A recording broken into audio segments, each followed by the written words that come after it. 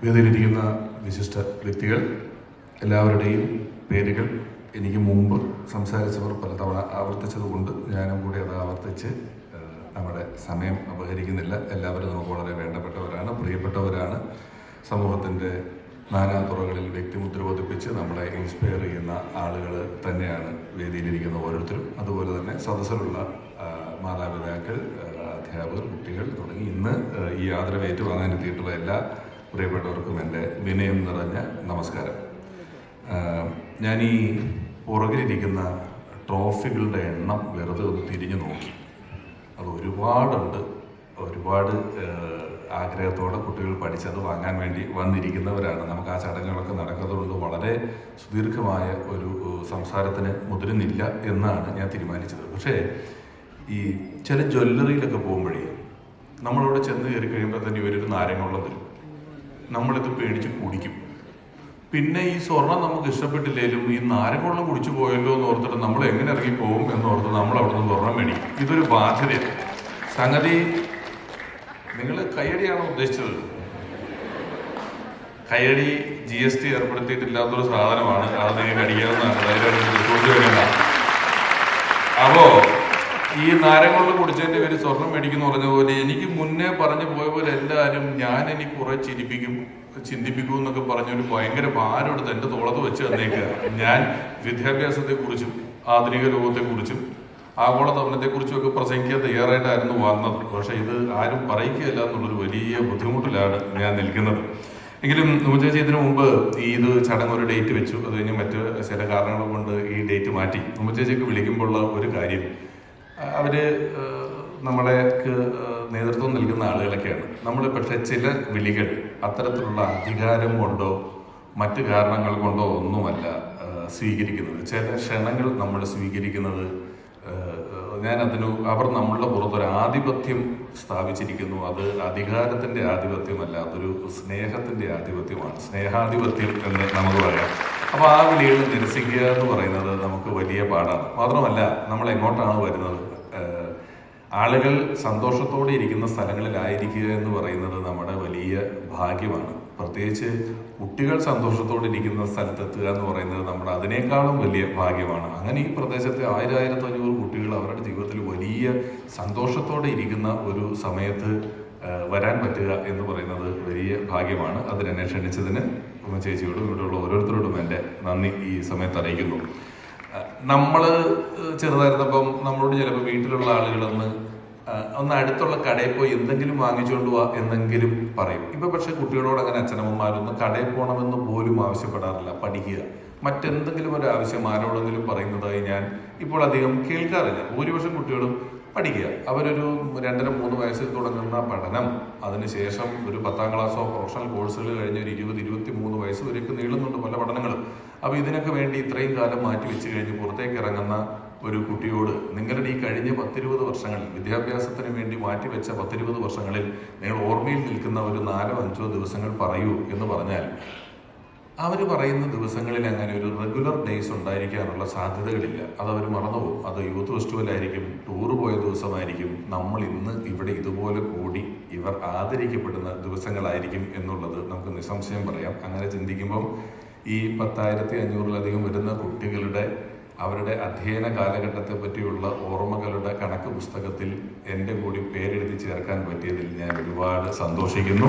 വലിയ സന്തോഷം ഈ ചടങ്ങിൽ പങ്കെടുക്കാൻ പറ്റി എന്നുള്ളത്.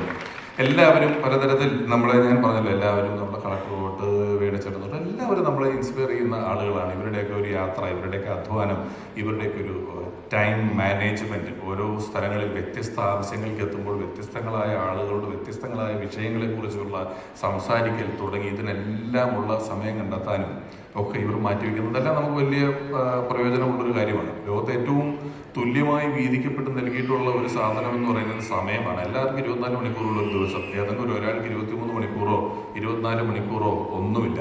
പൊതുവെ നമ്മൾ ആലോചിച്ചാൽ എന്താണ്, വിജയിച്ചവൻ്റെയും പരാജയപ്പെട്ടവൻ്റെയും ഒക്കെ ഇഷ്ടാനിഷ്ടങ്ങൾ എപ്പോഴും ഒന്ന് തന്നെയാണ്. ആർക്കും വെളുപ്പിന് 5 മണിക്ക് എണീക്കാനൊന്നും ഇഷ്ടമൊന്നുമല്ല.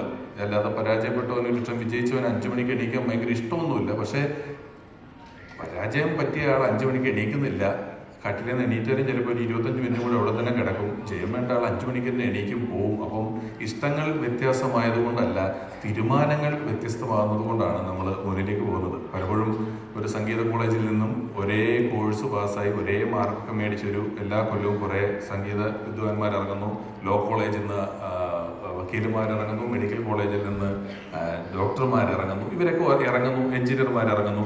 ഇവരൊക്കെ ഇറങ്ങി ഇപ്പം എല്ലാവരും A+ ഒക്കെ ആണല്ലോ. നമ്മളൊരു 15 കൊല്ലം കഴിഞ്ഞ് നമ്മൾ നോക്കുമ്പോൾ എല്ലാവർക്കും ഒരേ വിഷയങ്ങളാണ് പഠിച്ചത്, എല്ലാവർക്കും ഒരേ മാർക്കാണ്. പക്ഷേ ഇവരുടെ എല്ലാം കരിയർ പലപ്പോഴും, നമ്മുടെ എല്ലാം തന്നെ കരിയർ പല തട്ടുകളിലായി പോയിരിക്കുന്നതായിട്ട് നമുക്ക് കാണാം. എല്ലാവരും ഒരുപോലെ അങ്ങ് ജീവിതത്തിൽ മുന്നിലേക്ക് പോകുന്നില്ല. അത് ഒന്ന് സാമൂഹികമായ സാഹചര്യങ്ങളാണ്, മറ്റൊന്ന് പലപ്പോഴും ഞാൻ നേരത്തെ പറഞ്ഞ തീരുമാനങ്ങളാൽ നമ്മൾ സ്വാധീനിക്കപ്പെടുന്നതാണ് എന്നുള്ളതാണ്. പലപ്പോഴും നമ്മൾ വലിയ വലിയ ലോകകാര്യങ്ങൾ അറിയുകയും പറയുകയും ഒക്കെ ചെയ്യുമ്പോൾ നമ്മളോട് ഏറ്റവും അടുത്ത് നിൽക്കുന്ന, നമുക്ക് ഏറ്റവും വേണ്ടപ്പെട്ട, നമ്മൾ ഡെയിലി ഉപയോഗിക്കുന്ന ചില സാധനങ്ങളുടെ വില ചോദിച്ചാൽ, പെട്ടെന്നൊരു സ്കൂളിൽ ഒരു ഫോം വിതരണം ചെയ്തിട്ട് നമ്മൾ ചിലപ്പോൾ വലിയ സിനിമാ താരങ്ങളുടെ ബർത്ത്ഡേക്കൊക്കെ പോസ്റ്റ് ഇടും. അച്ഛൻ്റെ അമ്മയുടെ ഡേറ്റ് ഓഫ് ബർത്ത് എന്നൊരു കോളം അതിലെവിടെയെങ്കിലും ഉണ്ടെങ്കിൽ വീട്ടിൽ വിളിച്ച് ചോദിക്കാതെ അത് പൂരിപ്പിക്കാൻ പലർക്കും പറ്റാത്ത സാഹചര്യം അതിനകത്തുണ്ട്.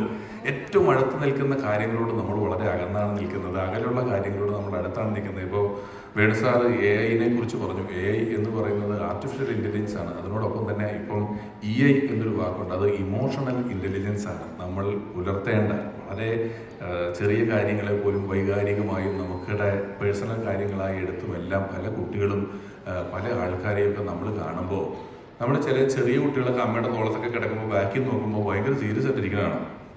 നമ്മൾ ബസ്സിലൊക്കെ നമ്മുടെ ഫ്രണ്ടിലത്തെ സീറ്റ് ചില അമ്മമാർ കുഞ്ഞുങ്ങളെ, നമ്മൾ കുഞ്ഞുങ്ങളുടെ മുഖം ഭയങ്കര നിഷ്കളമെന്നൊക്കെ. ഇപ്പോൾ 2 വയസ്സുള്ള പിള്ളേർക്ക് ഭയങ്കര സീരിയസ് ആയിട്ട് ഇരിക്കുന്നത് പലരെയും കണ്ടു കഴിഞ്ഞാൽ. അപ്പോൾ അത്രയൊന്നും ഗൗരവമായിട്ട് ഉള്ള പ്രശ്നങ്ങളില്ല. നമ്മൾ പുതിയ കാലം ഭയങ്കര പ്രശ്നമാണെന്ന് പറയുന്നതൊക്കെ വെറുതെയാണ്. പുതിയ കാലമൊക്കെ അടിപൊളിയാണ്. എല്ലാ ഫോണാണെങ്കിലും ശരി, വണ്ടിയാണെങ്കിലും ശരി, നമ്മുടെ ഏത് സാധനമാണെങ്കിലും ശരി, ഏറ്റവും പുതുതായി ഇറങ്ങുന്ന മോഡലാണ് ഏറ്റവും അപ് ടു ഡേറ്റ് ആയിട്ടുള്ളതും ഏറ്റവും അഡ്വാൻസ്ഡ് ആയിട്ടുള്ളതും. അപ്പോൾ സ്വാഭാവികമായും ഈ പ്രസംഗിക്കുന്ന അല്ലെങ്കിൽ ഇവിടേക്ക് ഇരിക്കുന്ന ഞങ്ങളെക്കാളൊക്കെ ഏറ്റവും അഡ്വാൻസ്ഡ് ആയിട്ടുള്ള ഏറ്റവും പുതിയ ചിന്തകളുള്ള ആളുകളാണ് ഇന്ന് A+ വാങ്ങിച്ചു വന്നിട്ടുള്ള ഓരോ കുട്ടികളും. അപ്പം ഇന്നത്തെ ഒരു പൗരന്മാരും തലമുറയും ചേർന്ന് നാളത്തെ ഈ നാട്ടിനെ നയിക്കേണ്ട ആളുകളെ ആദരിക്കുന്ന ചടങ്ങെന്ന് പറയുന്നത് കൊണ്ട് തന്നെ ഇത് വളരെ രസമുള്ള ഒരു ചടങ്ങാണ്. എന്താ ഞാൻ ഈ പറഞ്ഞ ഇത്ര സമ്മാനങ്ങളൊക്കെ ഉള്ളതുകൊണ്ട് ഞാൻ സുദീർഘമായി സംസാരിക്കുന്നില്ല. പ്രിയപ്പെട്ട മഞ്ജുവും ടോമും എല്ലാവരും അവർക്കെല്ലാം എൻ്റെ സുഹൃത്തുക്കൾ, വളരെ വേണ്ടപ്പെട്ട സുഹൃത്തുക്കളാണ്. അപ്പം ചില സമ്മാനങ്ങൾ ഈ 10ാം ക്ലാസ്സിലെ പിള്ളേർക്ക് സമ്മാനം കൊടുക്കാൻ പോകുമ്പോൾ ചില മാതാപിതാക്കൾ ഇങ്ങനെ നോക്കിയിരിക്കുന്നതാണ്. ഞാനൊക്കെ കൊടുക്കുമ്പോൾ, ഇന്ന് ഞാൻ കൊടുക്കണില്ല കേട്ടോ, ടെൻഷൻ വേണ്ട. അപ്പോൾ ഇവർ നോക്കിയിരിക്കും, ഇവനൊക്കെ 10ൽ എത്ര മാർക്ക് കിട്ടിയവനായിരിക്കും, എൻ്റെ കൊച്ചിന് സമ്മാനം കൊടുക്കാൻ മാത്രം ഉള്ളതുണ്ടോ ഇവൻ എന്ന് ന്യായമായിട്ട് ചിന്തിക്കാമല്ലോ അവർ. കാരണം ഒരു വലിയ ISR ഒരാൾ വന്നു എന്നൊക്കെ പറഞ്ഞാൽ ശരി, ഇവൻ എങ്ങനെ ഇതിന് കൊടുക്കാൻ എന്നുള്ള ഒരു കാര്യം തോന്നും.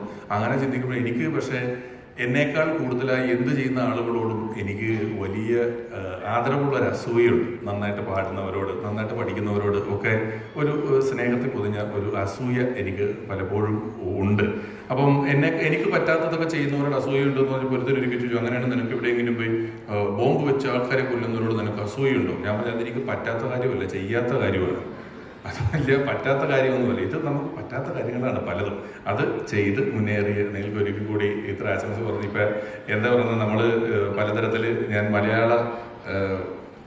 മലയാളത്തിനെ പറ്റി ഇപ്പം നമ്മൾ പറഞ്ഞാൽ നമ്മൾ ശ്രേഷ്ഠ ഭാഷ പദവി കിട്ടിയിട്ടുള്ള ഒന്നാണ് മലയാളം. എനിക്കാണെങ്കിൽ എന്തോ ബ്രിട്ടീഷുകാരെ ഇവിടുന്ന് പറഞ്ഞു വിട്ടതിന് ശേഷം ഇംഗ്ലീഷ്, ഞാൻ പറയുന്ന ഇംഗ്ലീഷ് മനസ്സിലാക്കാൻ മാത്രമുള്ള വിദ്യാഭ്യാസ കുറവ് എനിക്കെതിരെ വരുന്നവർക്ക് പലപ്പോഴും ഉണ്ടാകാറില്ല എന്നുകൊണ്ട് അത് പറയാറില്ല. പക്ഷെ ഇംഗ്ലീഷുകാരെ ശരിക്കും ദൈവം പറ്റിച്ചു. അവർക്ക് 26 അക്ഷരങ്ങളെ കൊടുത്തുള്ളൂ. മലയാളിക്ക് 50ലധികം അക്ഷരങ്ങൾ തന്നു.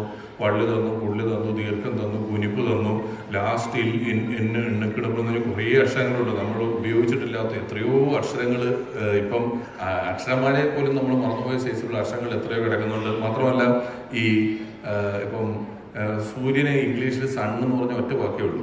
മലയാളത്തിൽ സൂര്യൻ എന്ന് പറഞ്ഞാൽ അർക്കൻ, ദിവാകരൻ, ജോർജ് ജോസഫ്, എന്ത് പറഞ്ഞാലും സൂര്യനാണ്. കണ്ണിന് ഐ എന്ന് പറഞ്ഞാൽ ഒറ്റ വാക്കേ ഉള്ളൂ. മലയാളത്തിൽ അക്ഷി, നേന്ത്രപ്പഴം എന്നൊക്കെ പറഞ്ഞാലും 10-30 വാക്കുകൾ മലയാളത്തിലുണ്ട്. അത്രയധികം പദധാരാളിത്തമുള്ള ഭാഷ പറഞ്ഞ് ശീലിച്ചവരാണ് നമ്മൾ. മാത്രമല്ല മലയാളത്തിന് മറ്റൊരു പ്രത്യേകതകളുണ്ട്. മലയാളി തമിഴ്നാട്ടിൽ പോയാൽ തമിഴ് പറയും, ആന്ധ്രയിൽ പോയാൽ തെലുങ്ക് പറയും, കർണാടകത്തിൽ പോയാൽ കന്നഡ പറയും, ചൈനയിൽ പോയാൽ ചൈനീസ് പറയും, ഫ്രാൻസിൽ പോയാൽ ഫ്രാൻസീസും പറയും. പക്ഷേ മലയാളി പറയുന്നത് പോലെ മലയാളം പറയാൻ ഇന്നേ വരെ ഈ ലോകത്ത് മറ്റൊരു ഭാഷക്കാരനും പറ്റിയിട്ടില്ല എന്നുള്ളതാണ് മലയാള ഭാഷയുടെ ഏറ്റവും വലിയ പ്രത്യേകത. അത് പറഞ്ഞ് ശീലിച്ചവരാണ് എന്ന് നമുക്ക് അഭിമാനിക്കാം. അപ്പം ഇപ്പം വേണു സാറൊക്കെ പറഞ്ഞല്ലോ വിദേശത്ത് പോകുന്നതിനെ കുറിച്ചൊക്കെ. എവിടെ പോയാലും നമ്മുടെ നാട്, നമ്മുടെ ഈ ഒരു പ്രദേശം, ഈ നാട്ടിലോടുള്ള നമ്മുടെ ഒരു സ്നേഹമൊക്കെ മനസ്സിൽ ബാക്കിയാക്കി വെക്കുക, സൂക്ഷിക്കുക. ഇനി ഞാനൊരു അവതാരം എനിക്ക് വേണ്ടി ഒരു പാട്ട് പാടിയിരുന്നെങ്കിൽ കുറച്ചുകൂടെ നർമ്മം പറയാമെന്ന് വിചാരിച്ചിരുന്നതാണ്. അതില്ലാതിരുന്നത് കൊണ്ട് ഞാൻ ഇനി ദീർഘമായി സംസാരിക്കുന്നില്ല. ഒരിക്കൽ കൂടി ക്ഷണിച്ചതിന് നന്ദി. എല്ലാ വിജയികൾക്കും ആശംസകൾ ആത്മാർത്ഥമായി നേർന്നുകൊണ്ട് വാക്കുകൾ അവസാനിപ്പിക്കുന്നു. Thank you.